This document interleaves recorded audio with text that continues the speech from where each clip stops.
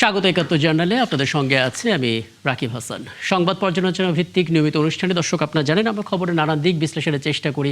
আমরা চেষ্টা করি পত্র পত্রিকা, টেলিভিশন, ডিজিটাল মিডিয়া এবং অবশ্যই নিউজ পোর্টালে যে সমস্ত খবর হয় সেগুলোর শিরোনাম জানিয়ে দিতে, একই সঙ্গে সে সমস্ত খবরের সঙ্গে যুক্ত মানুষদেরকে আমরা সংযুক্ত করে আমাদের আলোচনার টেবিলে আমাদের স্টুডিও এবং অনলাইনে সংযুক্ত থাকা অতিথিরা সে সমস্ত খবরের গভীরে ঢোকেন, তাদেরকে আমরা প্রশ্ন করি এবং বিশ্লেষণ জানার চেষ্টা করি। আজ সেই ধারাবাহিকতায় আমার সঙ্গে আছেন সিনিয়র সাংবাদিক ইলিয়াস খান। ইলিয়াস খান, আপনাকে ঈদের শুভেচ্ছা জানাচ্ছি, ঈদ মোবারক।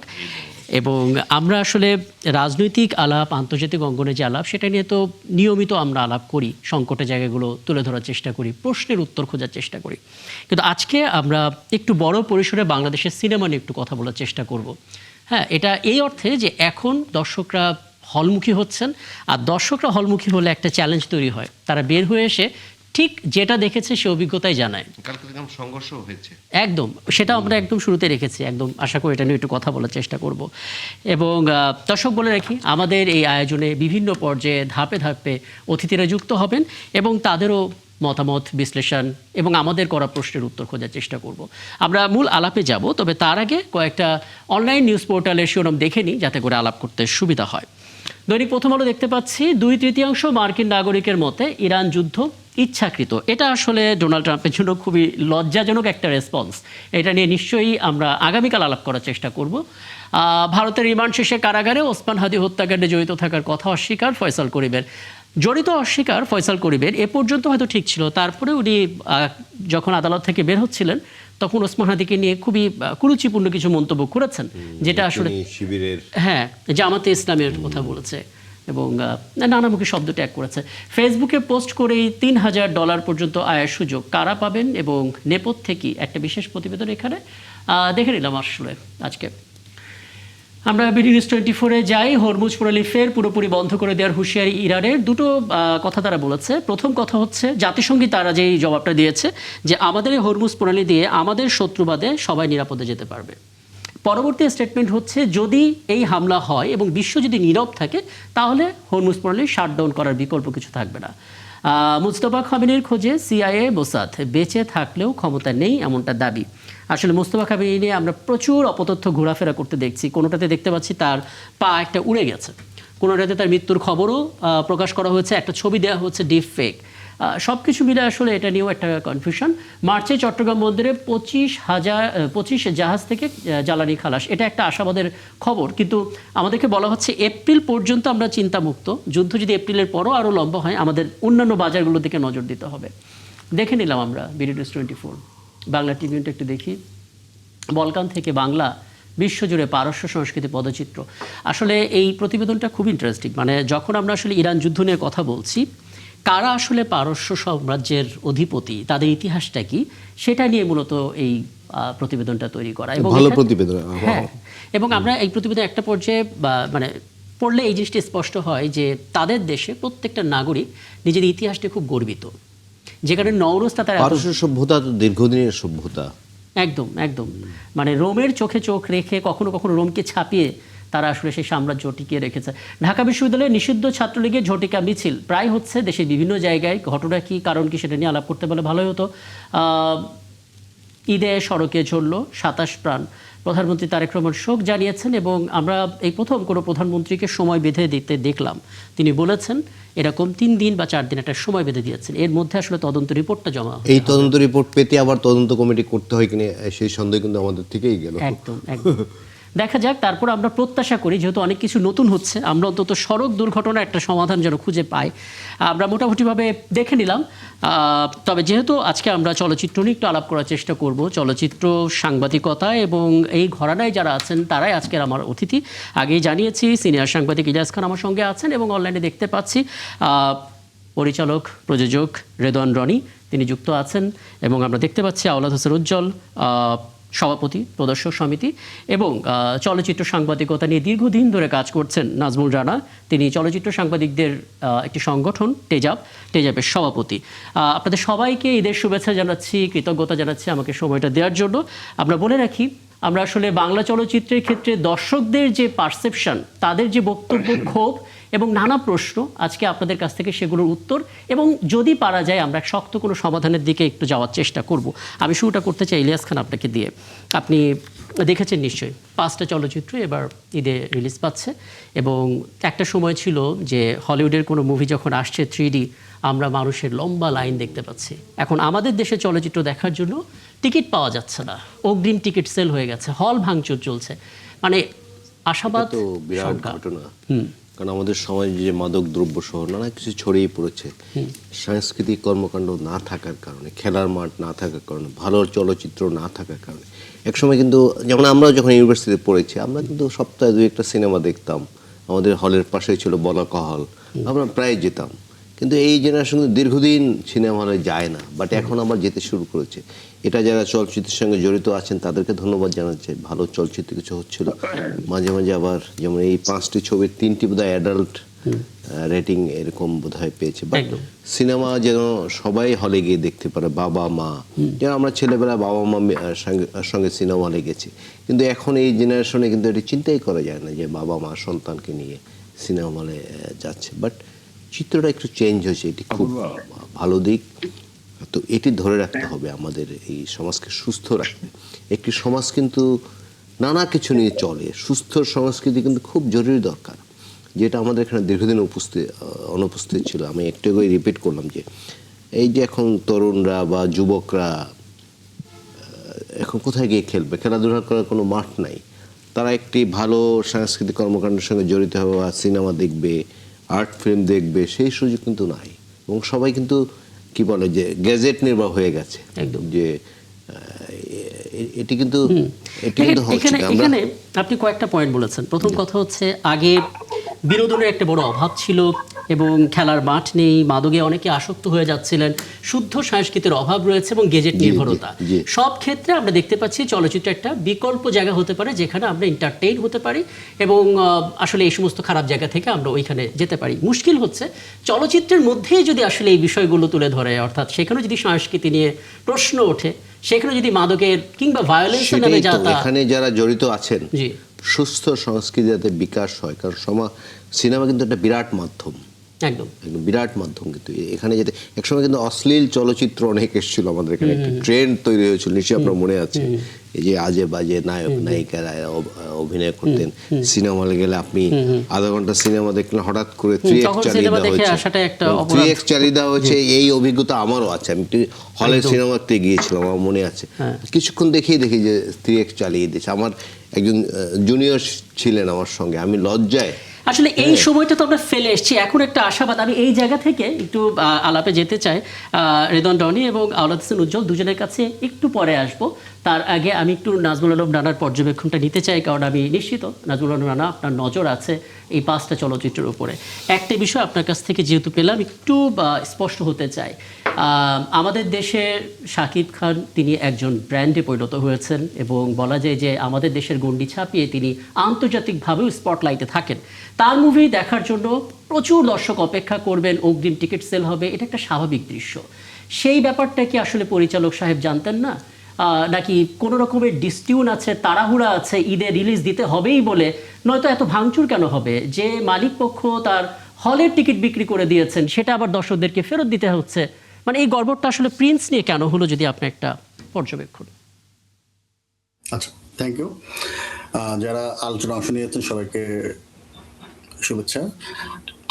এই যে প্রশ্নটা আপনি আসলে করলেন যে Prince once upon a time in Dhaka, এই ছবিটা অনেক আগে থেকে এটা স্ক্রিপ্ট নিয়ে কাজ করা, আমি যতদূর জানি তাদের সাথে আমার কথা হয়েছে, অনেকদিন ধরেই ওরা আসলে কাজ করছিল। শুটিং এ যাবে করেও যাওয়া হচ্ছিল না। তার মধ্যে 5 আগস্ট একটা ঘটনা ঘটে, এরপর পুরো ছবি শুটিংটা আসলে ভারতে হওয়ার কথা আমি যতদূর জানি। তো ভারতে যেহেতু হতে পারেনি, তারাও আসলে কনফিউশন ছিল আসলে কিভাবে করবে। শ্রীলঙ্কায় গেল, শ্রীলঙ্কা থেকে আসলো, আবার ভারতে গেল, কিভাবে জানি করলো। তাড়াহুড়া ছিল একটা পুরো, এবং এই পুরো তাড়াহুড়াটা আসলে ছবির মধ্যে দেখা যায়। আমরা কিন্তু আগে যখন বিটিভি ছিল, আমরা কিন্তু আসলে প্রেজেন্টেশনটা খুব বেশি বুঝতামও না, সোজা হয়ে ওনারা কথা বলতো। এখন কিন্তু প্রেজেন্টেশন অনেক চেঞ্জ হচ্ছে। আপনিও কথা বলছেন খুব মানে স্বাচ্ছন্দ্য ভাবে, যে মানে খুব বেশি ব্যাকরণ মেনে যে আসলে আমরা এখন কথা বলি টেলিভিশনে, বিষয়টা তা না। অভিনয়টা আসলে তাই, যে যত ন্যাচারাল অভিনয় করতে পারে সবাই তাকে পছন্দ করে। শাকিব খানের ছবি গত কয়েক বছর আসলে মাল্টিপ্লেক্সে আসে, তার আগে সিঙ্গেল স্ক্রিনে আসলে ভরসা ছিল। এবারে ঈদে যেটা হয়েছে, আবু হায়াত মাহমুদ তিনি আসলে হিসাবটা করতে বলতে একটু ভুল করে ফেলেছেন, যার কারণে 30 রোজা হওয়ার পরেও আমি আসলে তাকে বলছিলাম, আজকেই কথা হচ্ছিল, বলছিলাম যে ধরেন আল্লাহ বোধহয় আপনার সাথে ছিল, না হলে 29 রোজা হলে কি করতেন। উনি 30 রোজার পরেও উনি 30 রোজা রাতের বেলায় এসে যখন প্রিন্টটা নিয়ে আসে, তো তখন আসলে এটা মাল্টিপ্লেক্সে যখন দিতে হয় অনেক একটা প্রসিডিউর আছে যেটা আসলে উনি করে উঠতে পারেনি। এবং এটা একটা রেকর্ডও, যে আমার জানা মতো আমি গত 20 বছরে আসলে দেখিনি যে ঈদের 2 দিন পরে ঈদের ছবি রিলিজ হচ্ছে মাল্টিপ্লেক্সে। আচ্ছা। এটা হলো আজকে 8টা 20-এ তারা একটা প্রথম শো দেখাতে পেরেছে। তারপরও আমি যতদূর জানি, আমি 8টা পর্যন্ত জানি যে এই ছবি নিয়ে প্রদর্শন নিয়ে একটা কনফিউশন আছে সিনেপ্লেক্সে। সিঙ্গেল স্ক্রিন চলছে বাংলাদেশে, আমি যতদূর জানি যে বাংলাদেশের যে কটা সিঙ্গেল স্ক্রিন খোলা হয়েছে এবার ঈদে সবগুলোতেই এই প্রিন্স চলছে, once upon a time in Dhaka এই ছবিটা চলছে শাকিব খানের, মাল্টিপ্লেক্স তো চলছে, কিন্তু ব্লকবাস্টারে চলছে আবার সিনেপ্লেক্সে এটা সাউন্ড পাচ্ছে না, এরকম একটা কনফিউশন তৈরি হচ্ছে। তারপরে ওরা 8টা 20 একটা শো একটা পরীক্ষামূলক একটা প্রদর্শন তারা করেছে, আমি জানি না এরপরে তারা কি হচ্ছে। তো আমার কাছে যেটা মনে হয় যে ছবিটা আসলে যে শাকিব খানকে নিয়ে ছবি বানানো, প্রায় 15 কোটি টাকা প্রযোজনা সংস্থা দাবি 15 কোটি টাকা ছবিটা খরচ করেছে। এত আয়োজন করার পর ছবিটা যখন তাড়াহুড়া করে আসে, তো শাকিব খানের কিন্তু একটা বড় ভক্ত আছে বাংলাদেশে, যে কজন নায়ক আছে সবচেয়ে বড় ভক্ত যার দখলে সেটা হচ্ছে শাকিব খান। তো তার ছবি আসলে সিনেমা হলে একটা জোয়ার আসে। আমি শুরুর দিকে দেখলাম যে শাকিব খানের ভক্তরাই এই ছবিটা নিয়ে আসলে নিতে পারছে না, যে এত ভুল। প্রযোজকের সাথে যখন আমি আজকে কথা বললাম, পরিচালকের সাথে কথা বললাম, তারা আজকে একটা সংবাদ সম্মেলন করেছেন, সেখানে বললেন কিছুদিন আগে জাজ মাল্টি এই প্রদর্শনটা আসলে জাজ মাল্টিমিডিয়া সার্ভারে হচ্ছে। আচ্ছা। তো জাজ মাল্টিমিডিয়া ঈদের কিছুদিন আগে তারা সার্ভার আপডেট করেছে যে যদি পাইরেসি যেন না হয়, এই কারণে এইসব বিষয় নিয়ে তারা করেছে। তো ঢাকার বাইরে যে হলগুলো আছে তারা আসলে ওই আপডেটটা বুঝেনি বা বুঝতে পারেনি, ছবিটাও গেছে একটু দেরিতে। কোনো ঈদের দিন কোনো ছবি শো শুরু হয়েছে 12টায়, কোনোটা 3টা, কোনোটা সন্ধ্যা 6টায় হয়েছে। তো তখন আবার যখন ওই সার্ভারের বিষয়টা তারা বুঝেনি, তো এই কারণে কখনো আপনি দেখবেন 30 মিনিট চলার পরে 10 মিনিট নাই, কারণ হচ্ছে আসলে ওই আপডেট করার পরে তারা আসলে মনে হয় তারা ওই চালের ওদের দেখায় নাই যে এটা কি আসলে ঠিক আছে কিনা, তারা যে ফরম্যাটে গেছে এই ফরম্যাটটা ঠিক আছে কিনা। এই সব মিলে আমার মনে হয় যে একটা ক্রাইসিস তৈরি হচ্ছে। এবং ব্যাড লাক যে প্রিন্সের, যে এই ছবিটা সিনেপ্লেক্সের 2 দিন নাই, তবে সিঙ্গেল স্ক্রিনে আছে। সিঙ্গেল স্ক্রিন যত শুনেছি তার ভালো করেছে, তবে সিঙ্গেল মাল্টিপ্লেক্সের যে 4টা ছবি, বাকি 4টা ছবি, এই 4টা ছবিরও কিন্তু ব্যাপক রেসপন্স। রনিবের একটা ছবি আছে 10 বছর পর, উনি একটা ছবি বানিয়েছে দম। ছবিটা নিয়ে আমি দর্শকদের যে কথাগুলো শুনলাম, যে নিশু ভাই আফরান নিশু তার অনেক প্রশংসা করছে, চঞ্চল চৌধুরী একটা শিরোনাম হচ্ছে যে 1800 টাকার টিকিট কেটেও আসলে হাউসফুল। হাউসফুল। আমাদের দর্শকরা আসলে ছবি দেখতে চায় এবং ভালো ছবিটা দেখতে চায়।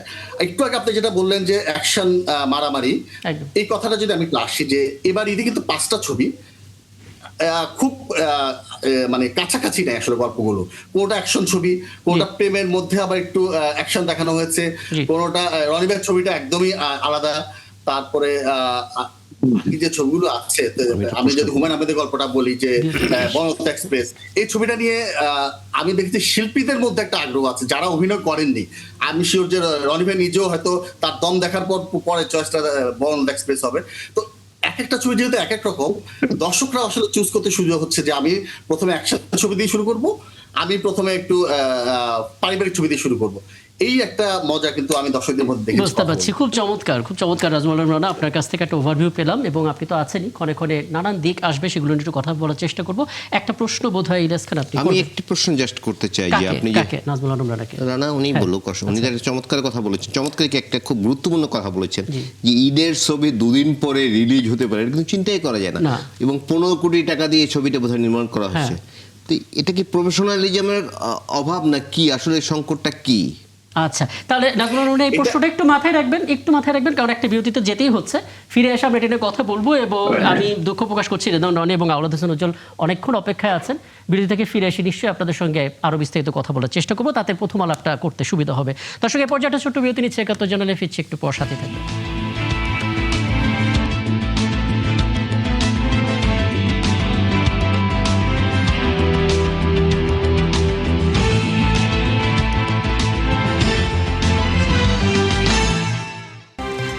দর্শক, আমরা আলাপে ছিলাম, আবারও আলাপে ফিরতে চাই। টেজাব সভাপতি নাজমুল আলম রানা, আপনার কাছে একটা প্রশ্ন রেখে গিয়েছিলাম আমরা, সেটা একটু করে নিতে চাই। ইলিয়াস খান, যদি আপনি বলেন। না, প্রশ্ন তো ওটি যে নাজমুল রানা যেটি বললেন, আমাদের জানালেন যে এত বিগ বাজেটের একটা ছবি, এবং সেটি কিন্তু ঈদের ছবি, আগে থেকেই বলা হয়েছে। সেই ঈদের ছবি দুদিন পর রিলিজ হয়েছে। এটা তো এই ব্যর্থতা কার? পরিচালকের, না এখানে যারা কলাকুশলী ছিলেন, না প্রফেশনালিজম অভাব? কোনটি আসলে এজন্য দায়ী? একটু ছোট করে যদি। এটা আসলে টেকনিক্যালি এটা আসলে যারা আসলে এটা দায়িত্বে ছিলেন, যেমন আমি জাজ মাল্টিমিডিয়ার কথা বলবো, তারা আসলে খানিকটা এটার দায় নিতে হবে, কিন্তু আসলে পুরো দায়টা আসলে এখন দর্শক দিবে আসলে প্রযোজক পরিচালককে। আমি শুধু এত বলি যে প্রেজেন্টেশন আসলে সবাই পারে, কিন্তু একটা ক্রুশিয়াল মোমেন্টে যদি আপনি যার এক্সপিরিয়েন্স আছে, যার সাংবাদিক, যার অনেক দিনের ক্যারিয়ার, সে একটা প্রশ্ন করে, যে প্রশ্নটা বুঝাই দেয় যে সে আসলে জানে। সো সিনেমার ক্ষেত্রে তাই। আমি দমের কথা যদি বলি, দমের প্রযোজক হচ্ছে আলফাই, সাথে চরকি আছে, এসবিএফ আছে। তারা কিন্তু একটা প্রফেশনালিজম দেখাইছে। আপনারা দেখবেন যে তারা ছবি রিলিজের 2-3 দিন আগে, মেবি রনিবি আমি যদি ভুল না করি, 2-3 দিন আগে তারা কিন্তু সিনেপ্লেক্সে পাঠিয়ে দিচ্ছে। তো এটা একটা প্ল্যানের বিষয়। আসলে আমি এটা এত টাকা দিয়ে 15 কোটি টাকা ছবি বানাবো, আমার এই ছবির রোজার মধ্যে 15 দিনের মধ্যে আবার শেষ হয়ে যাবে। আপনি দেখেন রোজার ঈদের একটা ছবি, এত বড় বাজেটের একটা ছবির গান আসে কখন? ঈদের দিন গান আসে, ঈদের আগের দিন ছবির ফার্স্ট লুক আসছে। মানে এই যে একটা প্ল্যানিং এর অভাব। আসলে আমার কাছে মনে হয় যে ছবির টাকা অনেকের আছে, টাকা সবারই আছে, কিন্তু প্রপার ওয়েতে টাকা আসলে কে ইউটিলাইজ করছে সেটা আসলে এটা আসলে সবচেয়ে গুরুত্বপূর্ণ একটা পয়েন্ট বললেন নাজমুল আলম রানা।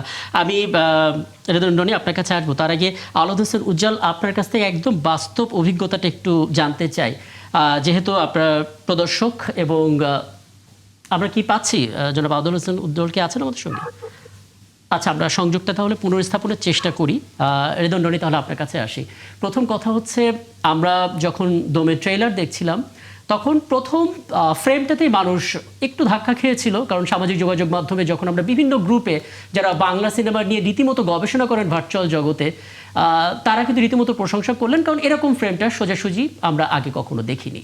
এবং এই কথাটা আপনি অনেক আগে বলেছিলেন, সেটা নিয়ে হয়তো আপনাকে ট্রলও হতে হয়েছিল, কারণ অনেক আগে ঘোষণা দিয়েছিলেন, এত দেরি কেন হলো? হয়তো মানুষ সেই জবাবটা পেল ফিল্মটা দেখে। আপনি কি বলবেন, মানে আমরা এখন তারকা না দেখে গল্প দেখা শুরু করেছে কিনা? আগে তো আসলে গল্পটাই মূল বিষয়। মানে একটা চলচ্চিত্রের মূল জায়গাটা কোথায়? পরিচালক একটা গল্প বলতে চায়, হ্যাঁ, তার একটা বলার কিছু থাকে এই সোসাইটির উপরে অথবা পৃথিবীর কাছে, তার একটা বলার কিছু থাকে।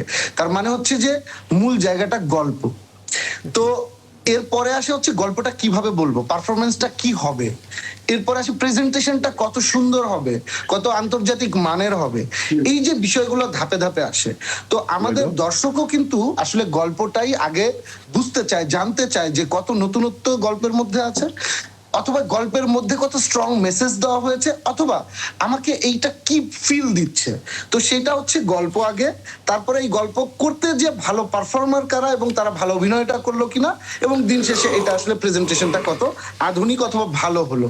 তো আমাদের মাল্টিপ্লেক্সে যদি আমরা এখন দেখি, এখন আসলে ক্লিয়ার ভাগ কিন্তু আমরা দেখতে পাচ্ছি ডিস্ট্রিবিউশনে, মাল্টিপ্লেক্স বেস এবং একই সাথে সিঙ্গেল স্ক্রিন বেস।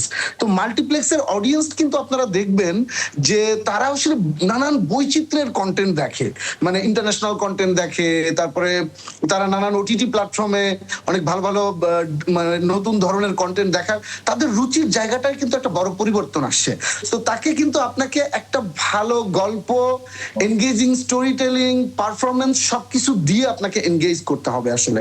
তো ওই জায়গা থেকে আমরা এটার সুফলটাও কিন্তু আসলে পাওয়া শুরু করেছি, আমাদের দর্শক এই কোয়ালিটিটা বোঝা শুরু করেছে, এবং যে কারণে মাল্টিপ্লেক্সে দেখেন উপচে পড়া ভিড়। আমি যেমন দমের কথাই বলতে পারি যে 3 দিনের টিকিট সোল্ড আউট হয়ে গেছে। তো এই যে ব্যাপারটা, এটা কেন আগ্রহ থেকে যারা পরের দিনের টিকিট কাটবে তারা এখন ওয়েট করতেছে। মানে আমি এখন অনেককে টিকিট, মানে আমার কাছে আমার নিজের ফ্যামিলিওকে অনেকের সময় টিকিট দিতে পারতেছে না বন্ধুদেরকে।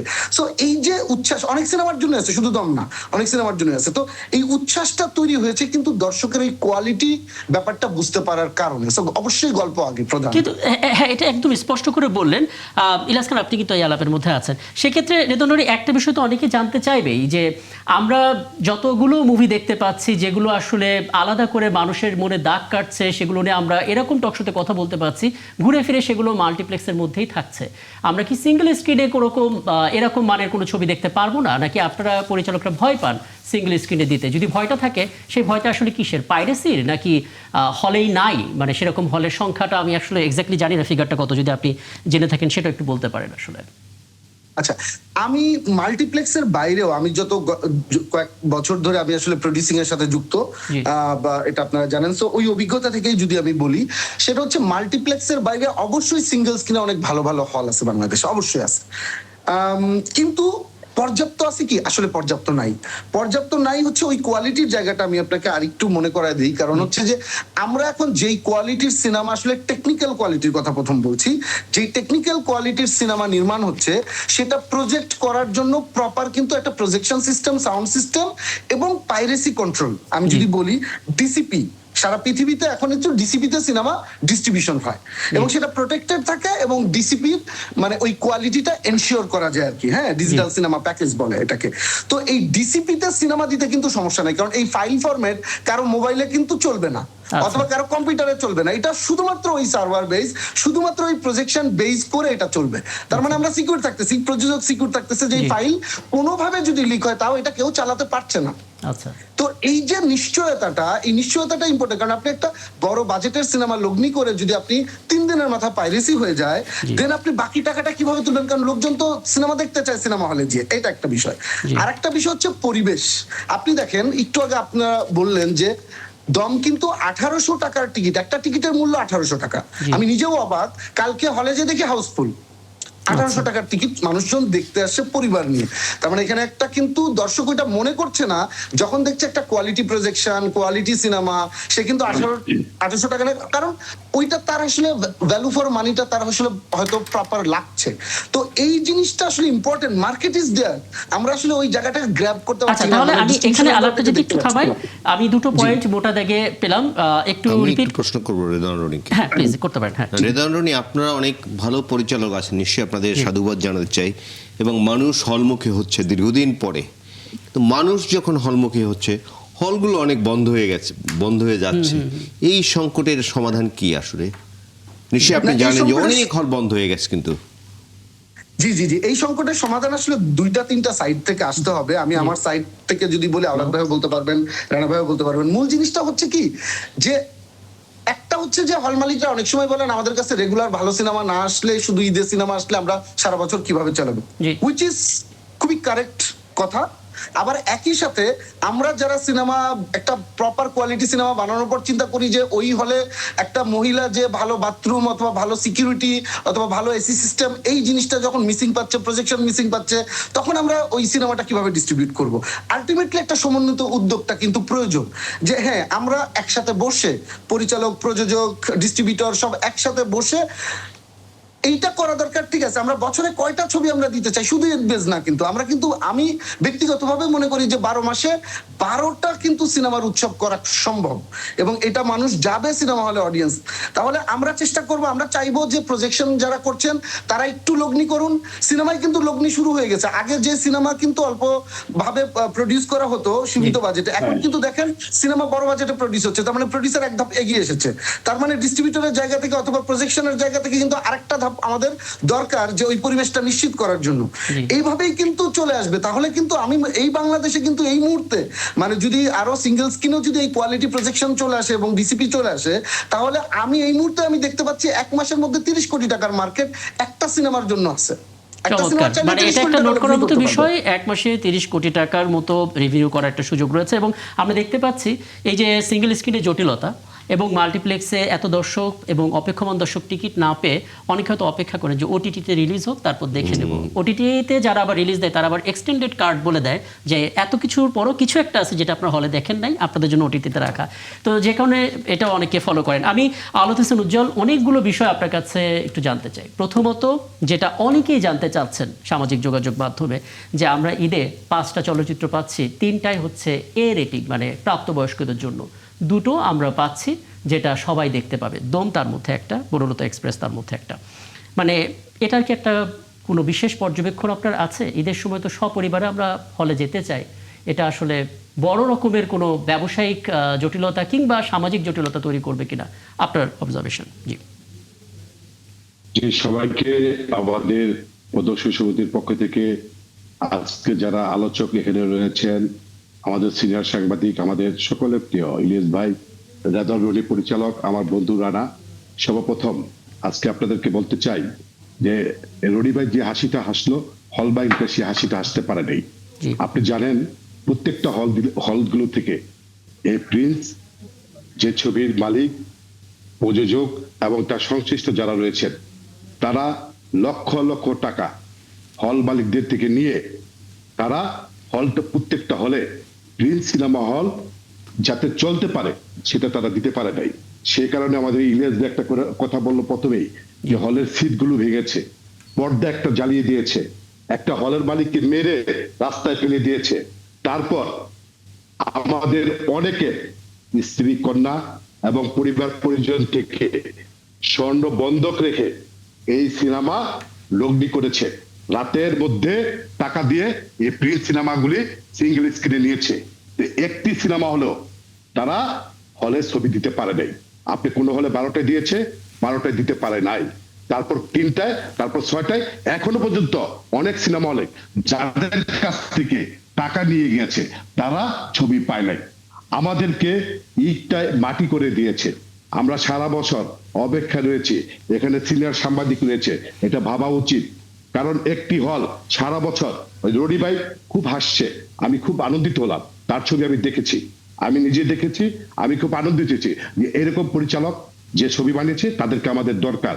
কিন্তু রনি ভাই, ঈদ উৎসব ছাড়া তো কেউ ছবি দেয় না।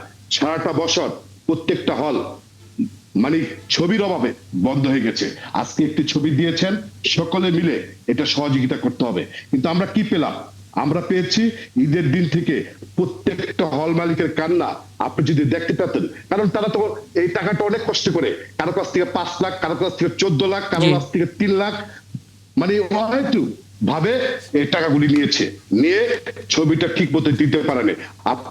আপনি সবকটা হলে খবর নেন, আপনি বসুন্ধরাতে আপনি খবর নেন না, সেখানে স্টার সিনেপ্লেক্স কি করেছে, সেখানে যে ডিসিপিটা দিয়েছে সেখানে 2 নাম্বারই করেছে। আপনি নিজে খবর নেন, সেখানে তারা করতে পারে নাই। আজকে রনি ভাইয়ের যে ছবিটা আসছে সেটা তো আমি দেখেছি যে আমার চয়েস মতো এটা 1 নাম্বার ছবি, কিন্তু আমি সেন্সর সার্টিফিকেশন বোর্ডে ছিলাম, তখন আমি বলেছি আমরা তো বলতে পারবো না। কিন্তু আমরা কিন্তু শাকিব খান যে হিরো, তার বোঝা উচিত ছিল যে ঈদের আগের দিন একটা ছবি দেন, সেখানে কোনো অ্যাডভাইস করতে পারে নাই, কোনো প্রচার করতে পারে নাই। যে হল মালিককে আমি মনে করি ব্ল্যাকমেল করে আপনারা পয়সাটি নিয়েছেন। কারণ নিয়েছেন কেন? আপনারা নিয়েছেন আমাদের হল মালিকদের ছবি নেই, সে অভাবে আমরা সাকিবের ছবি দর্শকরা ঈদের মধ্যে গিয়ে হলে দেখে আমরা এখন মরে গিয়েছি। এটার দায় দায়িত্ব কে নিবে? আজকে প্রযোজকের কাছে ফোন করলে তারা ফোন রিসিভ করে না। যারা এটা ডিস্ট্রিবিউশনের দায়িত্ব নিয়েছে প্রত্যেকটা হল মালিক, আপনি খোঁজ দিয়ে দেখেন, সারা বাংলাদেশে লক্ষ লক্ষ টাকা তারা দিয়েছে, কিন্তু তারা যেভাবে সিট ভেঙেছে, হলের মালিককে মেরেছে, মানে দর্শক তো টিকিটটা কেটেছে, অনেকে মনে করছে যে 10টার মধ্যে শুরু হয়ে যাবে, 12টার মধ্যে শুরু হয়ে যাবে, যখন দেখে সন্ধ্যা পর্যন্ত দিতে পারে না, তখন আমাদের কি অবস্থা আপনি বিশ্বাস করবেন কিনা জানি না। আমি ঈদের দিন মানে ঈদের আগের দিন 5টা থেকে শুরু হয়েছে, মানে নামাজ থেকে শুরু করে কোনো জায়গায় যেতে পারেনি হল মালিকদের কান্নায়। তাই আমি বলতে চাই যে ছবিগুলো আপনারা বানিয়েছেন আমরা হল মালিকরা টাকা না দিলে উঠাই না দিলে দর্শকদের থেকে, ওই যে রনি ভাই বললো 1800 টাকা তো টিকিট করেছে, এটা তো হলই, এটা তো সিনেপ্লেক্স, একটু মাল্টিমিডিয়া করছে। 1200 সিনেমা হল থেকে মাত্র 40টা সিনেপ্লেক্স হয়েছে। আল্লাহ যদি চায় ধীরে ধীরে বাংলাদেশের সময় থাকতে হবে। ইলিয়াস ভাইদের মতো সাংবাদিকরা আমাদের যদি কথার মাধ্যমে, রানা ভাইয়ের সাংবাদিকরা দীর্ঘদিন, রানা ভাই তো আমার সাথে অনেকদিন আছে, আমরা দীর্ঘদিন লড়াই করছি যাতে এটাকে উন্নত করা যায়। উন্নত অবস্থা এই যে শাকিব খান সাহেব একটা ছবি বানিয়েছেন, কিন্তু হল মালিকরা রাস্তায় পড়ে গেছেন। অনেক হলে এখনো পর্যন্ত, আজকে পর্যন্ত অনেক হলে ছবি দিতে পারে নাই। এটা দায় দায়িত্বটা কে নিবে? আমরা তো মালিককে যারা সংশ্লিষ্ট রয়েছেন, এই যে জাজ মাল্টিমিডিয়া থেকে করছেন, তারা বলে প্রযোজকের দোষ, প্রযোজক বলে ইয়ের দোষ। আমি 11টা বাজে দিয়েছি, আমাকে যিনি প্রযোজক তিনি আমাকে নিজে বলেছে যে ভাইয়া আমি 11:30 বাজে দিয়েছি, আর তাদেরকে আমরা বলেছি যে আমরা ভোর 4টা বাজে পেয়েছি। তাই আমরা কষ্ট করে লগ্নি করলাম এই ঈদে ব্যবসা করার জন্য। আপনি প্রতিটা হলে, ওই যে আপনি টঙ্গী বর্ষা সিনেমা হল, আপনি খবর নিয়ে দেখেন, আপনি উল্টা সিনেমা হল, আপনি খবর নিয়ে দেখেন। হ্যাঁ, আমাদের কাছে এরকম অনেক খবর আছে, অনেক খবর আছে। আওলাদ হোসেন উজ্জ্বল, একটা আপনাকে কোট করে শোনাতেই পারি। বাদার টেকে মাদারীপুরের টেকের হাটে সোনালী সিনেমা হলের যিনি মালিক, রনিবের কাছে আমার প্রশ্ন, হ্যাঁ আমি আপনাকে একটা অংশ একটু কোট করে শোনাই। মাদারীপুরের টেকের হাটে সোনালী সিনেমা হলের মালিক যিনি রাহুল খান, তিনি বলেছেন যে তিনি কয়েক লাখ টাকা দিয়ে প্রিন্স নিয়েছেন ঈদে চালানোর জন্য, কিন্তু দুপুর পর্যন্ত সার্ভারে সিনেমা লোড হয়নি এবং দুপুরে শোয়ের 15,000 টিকিট বিক্রি তিনি করেছিলেন, যেগুলো পরবর্তীতে দর্শকদেরকে ফেরত দিতে হয়েছিল। আপনারা প্রদর্শক সমিতির পক্ষ থেকে তো যা বলার বললেনই ভার্চুয়ালি, এখন আপনারা আসলে নতুন করে কোনো কর্মসূচি বা কোনো পরিকল্পনা আছে কিনা এটা নিয়ে? আমরা তো অবশ্যই, আমাদের সিনেমা হল যে ক্ষতিগ্রস্ত হয়েছে, আপনি একটা মহিলা রাত 3টা পর্যন্ত বসে থাকতে তাদের অফিসে থেকে, তাকে 2.5 লক্ষ টাকা ক্যাশ জমা নিয়ে 2.5 লক্ষ টাকার চেক 5 লাখ টাকা অ্যাডভান্স নিয়ে তার হলে ছবি দিতে পারে নাই। সেটা মমিষ ইয়ার, আপনি খবর নিয়ে দেখেন, সেখানে মহিলা কাঁদতে কাঁদতে আজকে যে তার হলে কোনো লোকই আসে নাই, সিট ভেঙে থুয়ে গেছে। এখন এই যে জিনিসগুলো হয়েছে, সেই জিনিসগুলো আমরা কিভাবে কভার করব?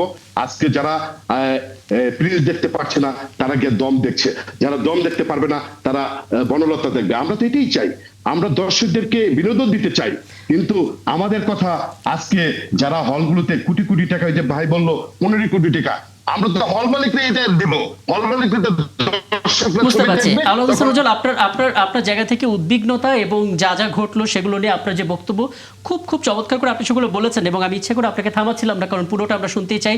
যেই জায়গাটাতে আপনি উঠিয়েছেন এই জায়গাটার একটা ব্যাখ্যা আমি একই সঙ্গে নাজমুল রানা এবং ইলিয়াস খান আপনার কাছে, দুজনের কাছ থেকে জানতে চাই। শুরুতে ইলিয়াস খান একটু বলবেন, যেহেতু আপনাকে উনি অ্যাড্রেস করে বলেছেন, সাংবাদিক হিসেবে আমরা হয়তো ঘটনাগুলো তুলে ধরতে পারি, গলতটা কোথায় সেটা তুলে ধরতে পারি, কিন্তু দিন শেষে যে ঘটনা ঘটে গেল তার দায় তো কাউকে না কাউকে নিতে হবে। কে নেবে? নিশ্চয়ই নিতে হবে। বাট আমি রেদওয়ান রনি সাহেব চমৎকার একটি কথা বলেছেন।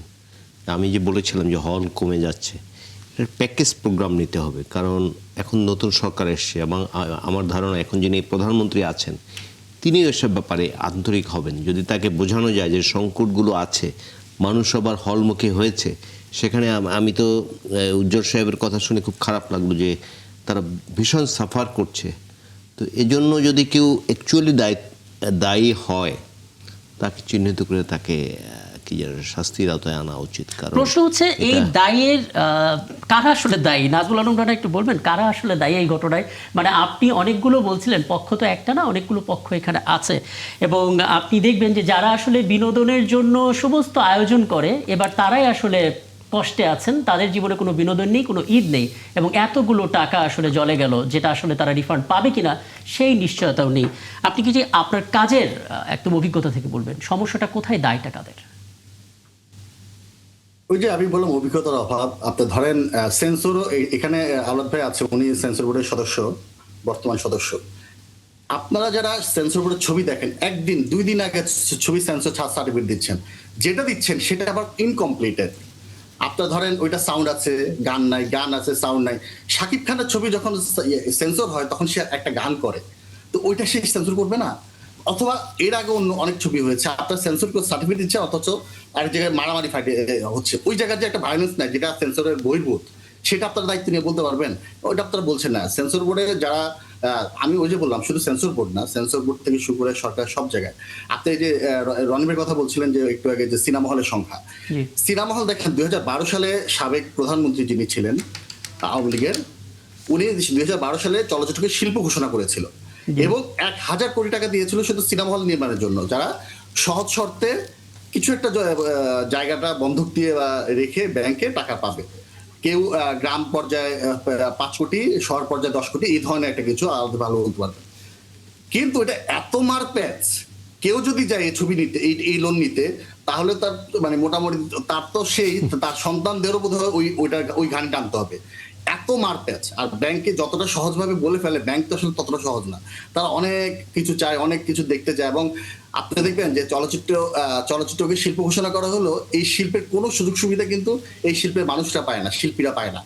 এটাও একটা বড় ব্যর্থতা। আর সরকারের কাছে, সরকারি থাকাকালীন যারা সরকার খুব কাছে যায়, তারা কিন্তু কখনো গিয়ে তারা যে অঙ্গন থেকে আসে সে অঙ্গন নিয়ে কথা বলে না। এটা না আমি খুব সারপ্রাইজড হই। আমি গত 2 দশকের কথাই যদি বলি, আমি আমার চোখে অনেককে দেখেছি সরকার কাছে যেতে এবং এই চলচ্চিত্র থেকে যেতে। তারা গিয়ে কোনোদিন আজ পর্যন্ত বলেনি আমি একটা সিনেমা হল বানাই, আসেন আমরা 64 জেলা 64টা সিনেপ্লেক্স বানাই, যে শিল্পকলা আছে সিনেপ্লেক্স বানাই, অথবা সরকারি উদ্যোগে যে টাকাটা দেন। আচ্ছা, এখানে আপনার অনুমতি নিয়ে একটু থামাই। আপনি একটা পয়েন্ট বলেছেন, আমি আজকে যেহেতু রেদন রনিকে পেলাম, তার কাছে একটু জানার চেষ্টা করি। রেদন রনি, যার হাত ধরে আসলে আপনি এই নির্মাতা হয়েছেন, আমি ভুল না করে থাকলে সেই মানুষটা মোস্তফা সরোয়ার ফারুকী, যার একটা অবদান আপনার জীবনে আছেন, এবং আপনাদের মতো অনেক মেধাবী ডিরেক্টরকে আমরা পেয়েছি মূলত মোস্তফা সরোয়ার ফারুকীর মাধ্যমে। তিনি তো আমাদের একজন উপদেষ্টা ছিলেন সাংস্কৃতিক বিষয়ক, এবং দীর্ঘ সময় তিনি দায়িত্ব পালন করেছেন। তিনি কি এই স্টেপটা নিয়েছেন? তিনি নিজে তো একজন নির্মাতা, তিনি কি চলচ্চিত্র বানানোর কোনো উদ্যোগ কি নিয়েছেন বা নিতে পারতেন কিনা? এটা প্রশ্নটা খুবই ভালো প্রশ্ন করেছেন, কিন্তু এটা প্রশ্নটা আনসার দেওয়ার জন্য সারোয়ার ভাই আসলে পারফেক্ট মানুষটা। কারণ আমি এটা আনসার, কিন্তু আমি একটু দূর থেকে একটা অন্য বিষয় বলি, যেটা কিন্তু আসলে আমাদের আলোচনায় আনতে হবে।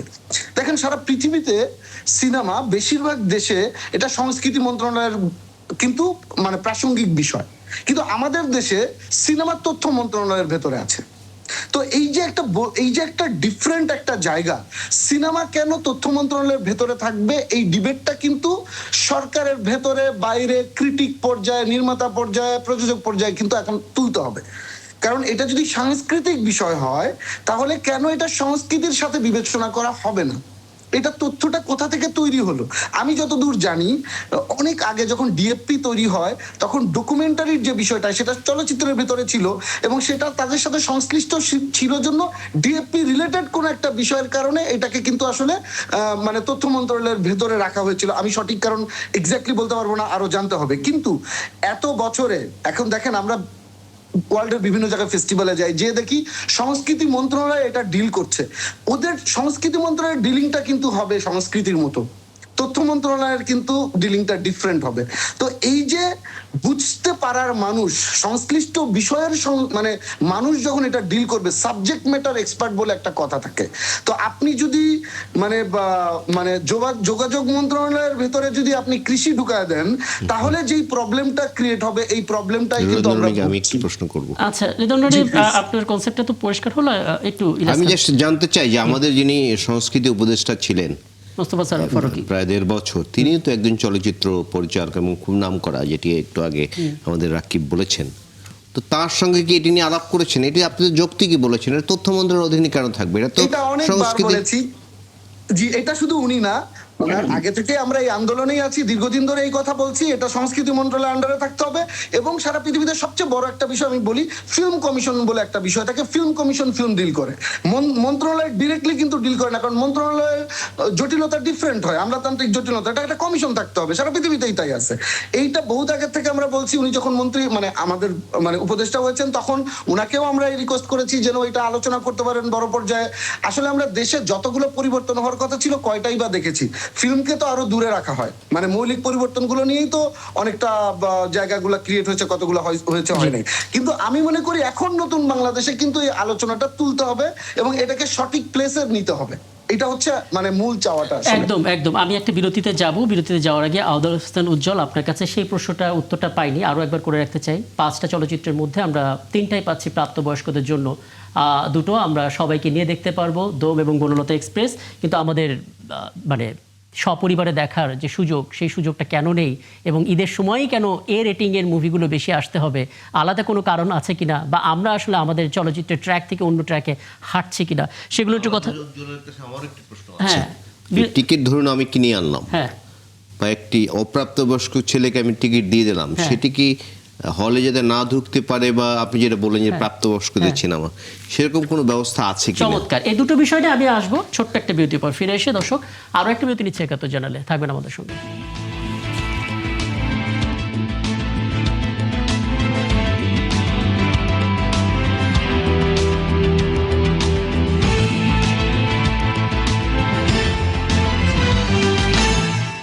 সাথে থাকার জন্য ধন্যবাদ দর্শক। আরও একবার 71 চ্যানেলে আমন্ত্রণ জানাচ্ছি। রাকিব হাসান আপনাদের সঙ্গে আছে এবং আমাদের সঙ্গে আছেন আমাদের অতিথিরা। জনাব আওলাদ হোসেন উজ্জ্বল, দুটো প্রশ্ন আপনার কাছে করে গিয়েছিলাম। প্রথমত, 5টা চলচ্চিত্রের মধ্যে 3টাতেই প্রাপ্তবয়স্কের রেটিংটা দিয়ে দেয়া, এটা আসলে কি বার্তা দিচ্ছে? এবং একই সঙ্গে ইলিয়াস খান তিনি একটা বিষয় জানতে চেয়েছেন, রেটিং যেহেতু দেওয়া হলো, এখন এটা অপ্রাপ্তবয়স্কদের কারো হাতে টিকিট গেল এবং তারা তো চলচ্চিত্র দেখে ফেলতেই পারে, সেটার মনিটরিংয়ের কোনো ব্যবস্থা আছে কিনা? জি। আমি ইলিয়াস ভাইকে একটি আশ্বস্ত করতে চাই, ইলিয়াস ভাই যে প্রসঙ্গে বলেছেন, মাননীয় প্রধানমন্ত্রী আমাদের তারেক রহমানের সাহেব, যিনি আজকে নতুন উদ্যমে কাজ করছেন, তার সাথে আমি সরাসরি স্কাই বিতে বাংলাদেশের চলচ্চিত্র ছবি নিয়ে আমার আলোচনা করার জন্য সৌভাগ্য হয়েছে তার সাথে। আমি একদিন তাকে, সে আমাকে বলেছে যে ওই যে রেদা রনি যেটা বলেছে যে ওয়ার্ল্ডের ছবি যে ভাবে তৈরি করছে, বাংলাদেশের ছবিগুলো যদি ওয়ার্ল্ডের মানের তৈরি হয়, তাহলে বাংলাদেশে আবার এই শিল্প ঘুরে আসতে পারে। এই জিনিসটা আমার সাথে তার আলাপ হয়েছে, কিন্তু পরে আর আলাপ হয়নি। কিন্তু আজকে যে এই গ্রেড আর যে কথাটা বললো, আমরা যে সেন্সারের ছবিগুলি দেখলাম, ছবিগুলোর মধ্যে আমরা ওরকম খারাপ কিছু পাইনি। আমরা যা পেয়েছি সাথে সাথে কেটে দিয়েছি, এবং রাজার ছবি তো হাতই দিতে পারি নাই, বাস্তবতা যেটা।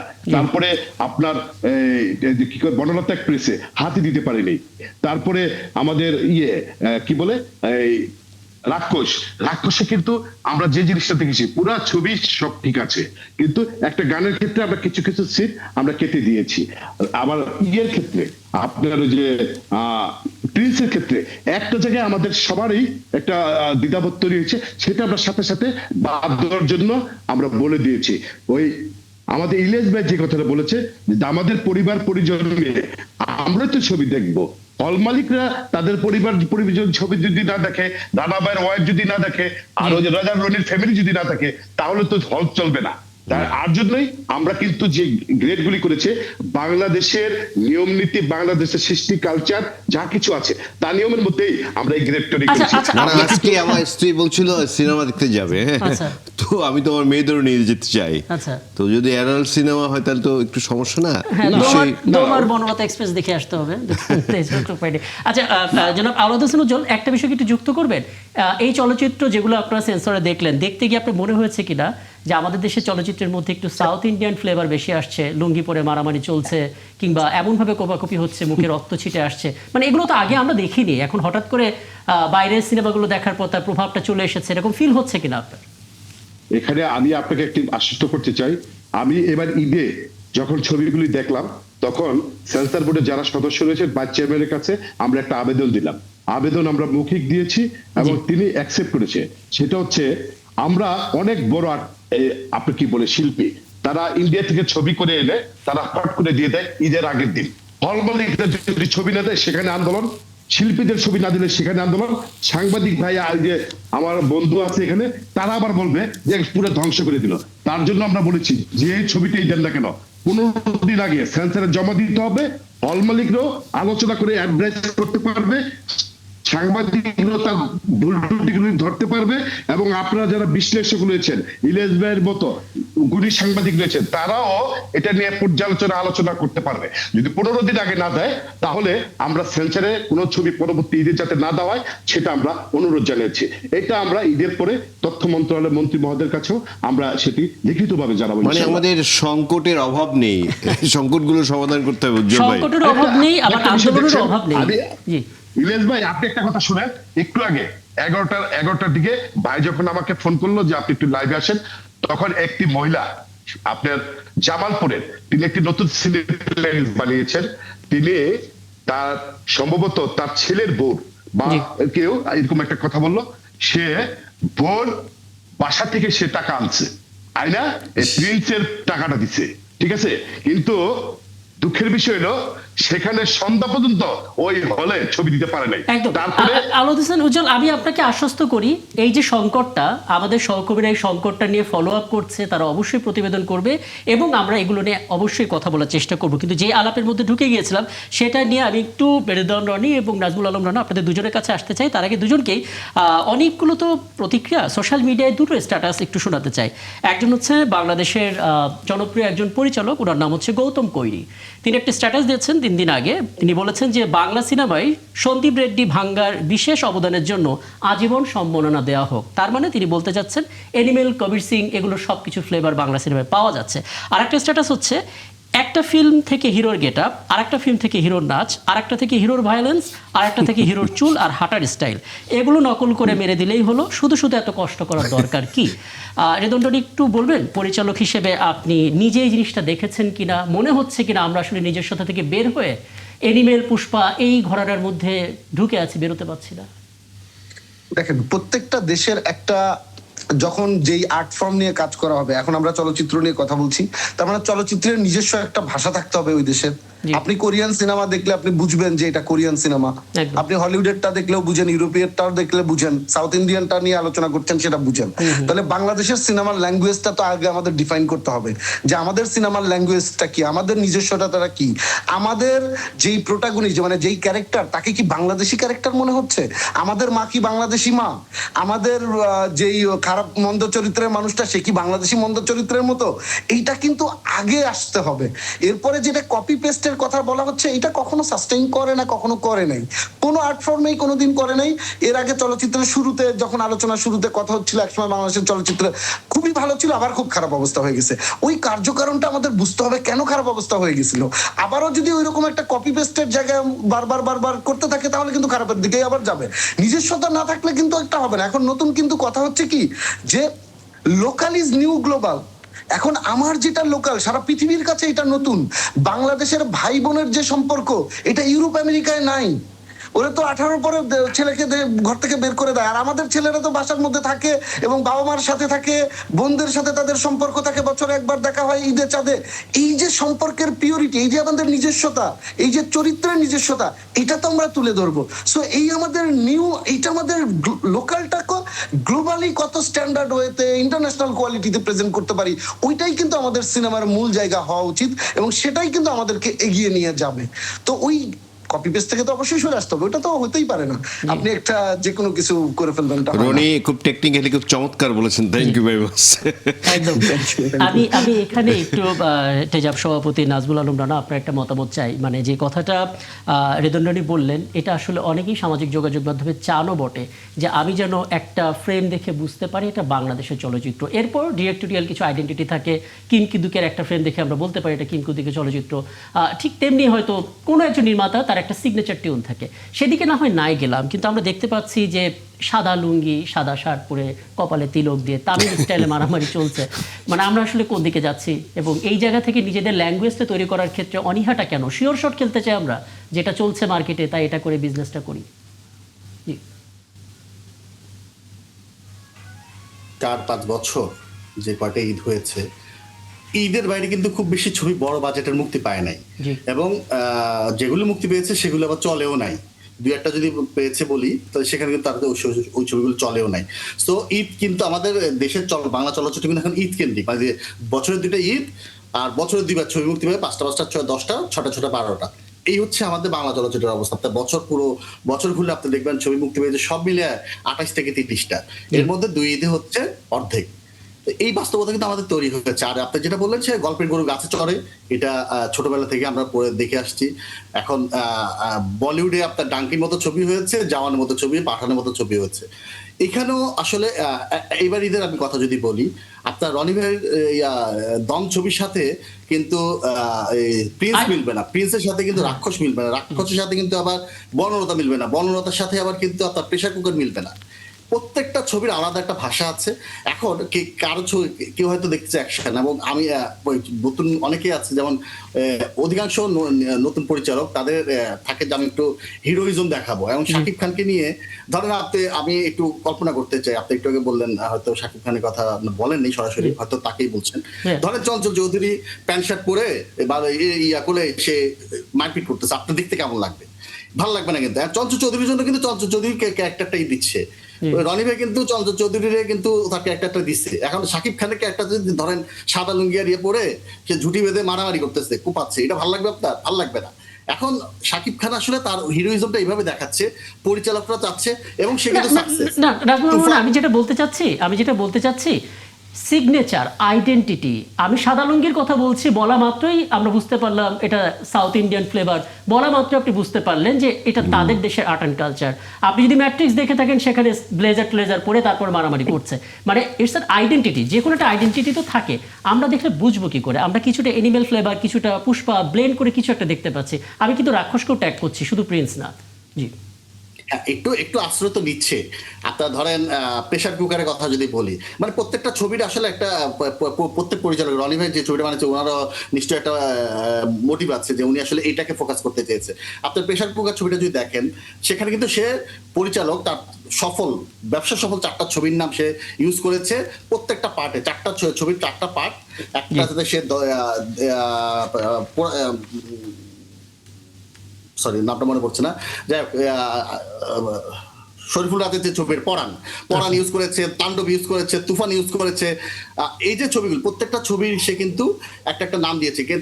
এর মানে হচ্ছে সে তাকে তার ওই যে সাকসেস সেটাকে সে পুঁজি করার চেষ্টা করেছে। এবং যে পরিচালকরা আসলে আপনি যে ছবির কথা বললেন প্রিন্স, সেখানে যে আসলে সাদা লুঙ্গি পরা এটা নিয়ে আসলে প্রশ্ন হচ্ছে। এবং ছবিটা যদি দেখেন আপনি হয়তো আপনার লজিক খুঁজে পাবেন, কারণ এই ছবির এমন একটা অংশ শেষে ওই ছবিটা দৃশ্যটা দেওয়া হয়েছে যেখানে আভাস দেওয়া হচ্ছে এটা নেক্সট বার হয়তো তামিলে যাচ্ছে, হয়তো ওইরকম একটা কিছু সে পরিচালক বোঝানোর জন্য এটা দেওয়ার চেষ্টা করেছেন।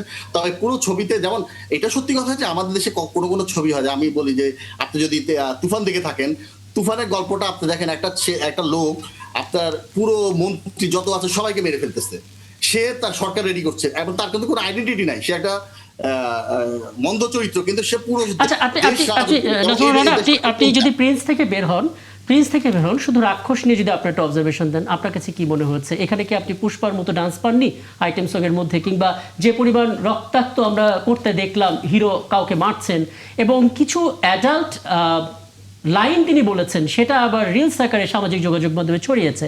এটা তো বাংলাদেশের সিনেমাতে ছিল না, এবং এটা ভারতের সিনেমাতেও ছিল না, যেটাকে পরবর্তীতে ইন্ট্রোডিউস করানো হয়েছে, ওপেনলি জিনিসটাকে আনা হয়েছে। আমরা সেই দিকে হাঁটছি কিনা, যদি রাক্ষস নিয়ে আপনার আলাদা কোনো অবজারভেশন থাকে? চেষ্টা করছি, হয়তো আমরা মনে করছি যে এটা বোধহয় এই নিউ জেনারেশন বোধহয় এটাই বোধহয় চায় কি না। এটা যিনি বানাচ্ছেন তিনিও একদমই ইয়াং, তার একটা ছবি মুক্তি পেয়েছিল বরবাদ, তারপরে উনি রাক্ষস বানিয়েছেন। তার কাছে মনে হচ্ছে বরবাদ করে উনি বরবাদ যে ছবিটা, সেই ছবিটা উনি যেভাবে প্রেজেন্টেশন করেছেন এবং তিনি সাকসেস হয়েছেন, তার অনেকটা আবাস 80-90%, আমি বলবো 98%ও প্রায় এই ছবিতে তার রাখার চেষ্টা করেছেন। ওই রকম গল্প বলার চেষ্টা করেছেন, নায়ককে ওইভাবে দেখানোর চেষ্টা করেছেন, নায়কের সাথে যিনি ছিলেন তাকেও আবার এই ছবিতে নিয়ে এসেছেন, এবং তার নামটাও আবার ওরকম রেখেছেন। এই যে বিষয়গুলি উনি আসলে মানে এটা আসলে মানে রিস্ক ফ্রি থাকার চেষ্টা আর কি, যে আমি একটু রিস্ক ফ্রি থাকি, আমি আগের জনপ্রিয়তাকে যদি আমি এটার সাথে মাছ করতে পারি, তাহলে হয়তো বা একটু কিছু একটা হতে পারে, একটা গিমিক হতে পারে। এটা আমরা ইউটিউব কন্টেন্ট বানানোর ক্ষেত্রে দেখি যে একটা কন্টেন্ট ভাইরাল হলে পরবর্তী কন্টেন্টগুলো সেই টোনের বানানোর চেষ্টা করে।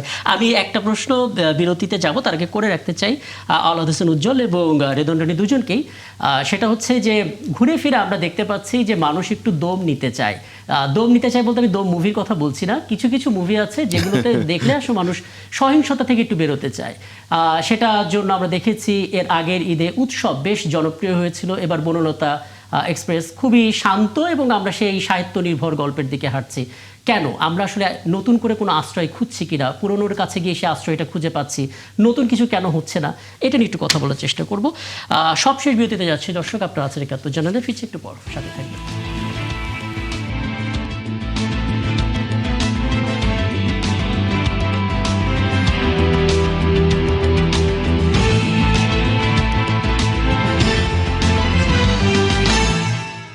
সবশেষ বিরতির পর আবারও ফিরলাম, আপনারা আছেন ৭১ জার্নালে এবং আমাদের সঙ্গে অতিথিরা আছেন। রেদন রনি, যে প্রশ্নটা আসলে করে গিয়েছিলাম, যে মানুষ আসলে যতটুকু বোঝা যাচ্ছে দর্শকরা তৃষ্ণার্থ ভালো কিছু দেখার জন্য, ভালো কিছু এক্সপিরিয়েন্স করার জন্য, এবং সেই বাস্তবতায় দেখা যাচ্ছে দম অনেকটা এগিয়ে গেছে। বনলতা এক্সপ্রেস, এর আগে আমরা উৎসব নিয়ে তো কথা বলতে দেখেছি, খুব সাইলেন্টলি তারা এসেছে। এবারও আমরা দেখলাম বনলতা এক্সপ্রেসটা অভিনব কায়দায় তারা তাদের যেই প্রমোশনের কাজটা করছে। মানে আমরা আসলে পুরাতনের কাছে ঘুরে ফিরে আশ্রয় নিচ্ছি কিনা, নতুন কিছু কেউ দিতে পারছি না, এই দায়টা আসলে তৈরি হয়েছে কিনা এখন? আসলে সিনেমা ব্যাপারটাই তো আসলে একটা ইমোশন, যে আপনাকে কিভাবে এফেক্ট করতেছে এবং কি ধরনের গল্প আপনাকে এফেক্ট করে। আমি দিন শেষে মনে করি যে মানুষ তার ইমোশনকে যখন মানে কানেক্ট করতে পারে প্রত্যেকটা জায়গায়, এই ইমোশনাল জায়গাটাই আসলে ইম্পর্টেন্ট একটা বিষয়।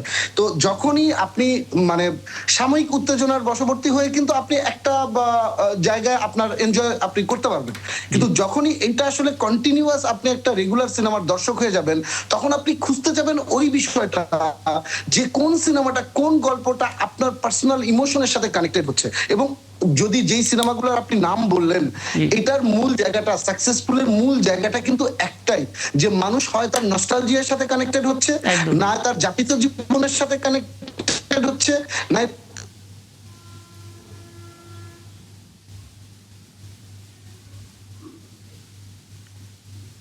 খুব চমৎকার করে বলছিলেন রেদন রনি। বোধহয় আমরা সংযোগটা হারিয়ে ফেলেছি। রেদন রনির সাথে সংযোগটা পুনর্স্থাপনের চেষ্টা করি, এবং ইলিয়াস খান বোধহয় আপনি আওলাদ হাসান উজ্জ্বলকে কিছু বলতে চান? না, উজ্জ্বল ভাইয়ের সাথে আমি জাস্ট একটু শেয়ার করতে চাই। আপনি যেহেতু মাননীয় প্রধানমন্ত্রীর সাথে কথা বলেছেন, একটু আগে রেদওয়ান রনি সাহেব একটি চমৎকার কথা বলেছেন, যে না উনি ওনার কথা থেকে আমি বলি যে বস্তা বসা অনেকগুলো সিনেমা না বানিয়ে কিছু মোটামুটি একটা নির্দিষ্ট সংখ্যক সিনেমা বানিয়ে, এবং সেগুলো যে শুধু সিনেপ্লেক্সে দেখাবে সেরকম না, বাংলাদেশের সবগুলো হল, যেসব হল এখনো টিকে আছে সেগুলোর মান একটু উন্নত করে, এই যে একটু আগে রেদওয়ান রনি বলেছেন যে ভালো টয়লেট বা ডিসিপি, ডিজিটাল সিনেমা প্রজেকশনের কথা সেরকম যাতে করতে পারে, সেটি একটা প্যাকেজ নিয়ে যাতে উজ্জ্বল ভাই মাননীয় প্রধানমন্ত্রীর সাথে যেহেতু তার অ্যাক্সেস আছে, তারা যদি এটি আলাপ করে, কারণ এটি কিন্তু আমাদের চলচ্চিত্র কিন্তু একটি বিশাল মাধ্যম, একদম এই মাধ্যমটি কিন্তু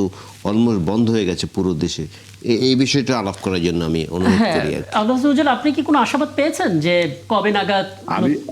জি, আমি ইলিয়াস ভাই একটা কথা বলি, সহযোগিতা আমাদের সাংবাদিক তরফ থেকে আমাদের আপনাদের সহযোগিতা সবচেয়ে বেশি দরকার। এই ইন্ডাস্ট্রি বাঁচিয়ে রাখতে হলে সাংবাদিক বন্ধুরা এবং শ্রদ্ধেয় সাংবাদিক যারা রয়েছেন, তারা যদি আমাদেরকে সহযোগিতা করে, আমি প্রধানমন্ত্রী আজকে যিনি তারেক রহমান সাহেব, তিনি আমাকে আমি যখন বগুড়াতে একটি সিনেপ্লেক্স উদ্বোধন করতে আমরা সেখানে গেলাম, সেখানে ওখান থেকে আসার পরে তিনি লন্ডনে ছিলেন, আমি তার সাথে স্কাইপিতে কথা বললাম, সে আমাকে জিজ্ঞেস করলো, সব ডিটেলস আমি বললাম, সে শুনে খুবই করলো যে বাংলাদেশের চলচ্চিত্র নিয়ে নতুন চিন্তাধারা দ্বারা এসেছে। আজকে ওই যে ইলিয়াস ভাই যে কথাটা বলেছে, অবশ্যই মাননীয় প্রধানমন্ত্রীর সাথে আমরা সাক্ষাৎ করব।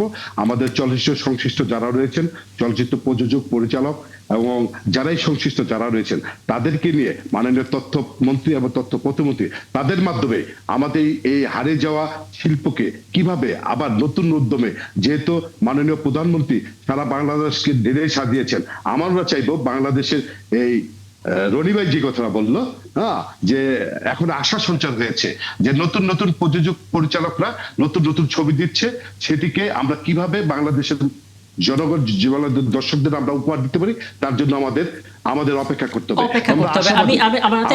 একেবারে শেষ পর্যায়ে চলে এসেছি। আমরা আশাবাদী, একটা মিনিট, আমরা আশাবাদী যে একটি কৌশলী তথ্যমন্ত্রী আমরা পেয়েছি, মাননীয় তথ্যমন্ত্রী, এবং প্রতিমন্ত্রী আরো স্মার্ট এবং চাচ্ছে, এবং মাননীয় প্রধানমন্ত্রী তিনি চাচ্ছে বাংলাদেশের বুঝতে পারছি, সংস্কৃতি মানে বজায় রেখে সর্বমহলে আমরা কিভাবে- সহযোগিতা পাচ্ছি, সর্বমহল থেকে আসলে সেই আশাবাদের জায়গাটা পাচ্ছি। আমি সবশেষ মন্তব্য নাজমুল আলম রানা আপনার কাছ থেকে নিতে চাই। প্রথমত বলবেন দর্শকদের যে চাহিদা, সেই চাহিদাটা মাথায় রেখে, যেটা রেদন রনি বলছিলেন যে মানুষের ইমোশনকে কানেক্ট করা, নস্টালজিয়া তৈরি করা, যেখানে মানুষ নিজেকে খুঁজে পায়, সেটা আসলে ব্যবসায়িকভাবে লাভজনক হয় না বলে ডিরেক্টরটা ভাবেন না, নাকি সময় স্বল্পতার কারণে, নাকি হলের সংখ্যা কম যেটা মানুষ পছন্দ করে, খুব দ্রুত আয় করা যায়? সমস্যাটা কোথায় দেখেন? ছোট করে না, সমাধানটা দেখেন, যুক্ত করবেন। বাংলাদেশের সিনেপ্লেক্সের সংখ্যা খুবই কম। সো আপনি ধরেন বনলতা এক্সপ্রেসকে আপনি যদি এখন বগুড়ায় পাঠান, জি। হ্যাঁ, কিংবা রংপুরে পাঠান, এই ছবি কিন্তু চলবে না। এটা বাস্তবতা। আপনার হয়তো ছবিটা অনেক ভালো, আমাদের দেশে এখন এই বাস্তবতা তৈরি হচ্ছে। আরেকটা কথা বলি, আপনি ধরেন চলচ্চিত্র এখন এমন একটা জায়গায় আছে, এই চলচ্চিত্রকে যদি কেউ মানে একটা সুন্দর জায়গায় আনতে চায়, আশার জায়গায় আনতে চায়, সেটা কিন্তু অনেক বড় জার্নি করতে হবে। কারণ হচ্ছে আপনি দেখেন, মানে চলচ্চিত্র যে শুধু সিনেমা হলে ক্রাইসিস সেটা না, ছবির সংখ্যা কম সেটাও না। জি। আপনি ধরেন, আপনি কিন্তু দায়িত্ব নিয়ে বা মনে করে 7জন নায়ক 7জন নায়িকার নাম বলতে পারবেন না। বাংলাদেশে 18-19 কোটি মানুষের একটা দেশ, এত বড় একটা ইন্ডাস্ট্রি, সেখানে আপনার 7জন নায়ক নাই কমার্শিয়াল, 7জন নায়িকা নাই কমার্শিয়াল। ইন্ডাস্ট্রি এত বড় না কিন্তু আসলে।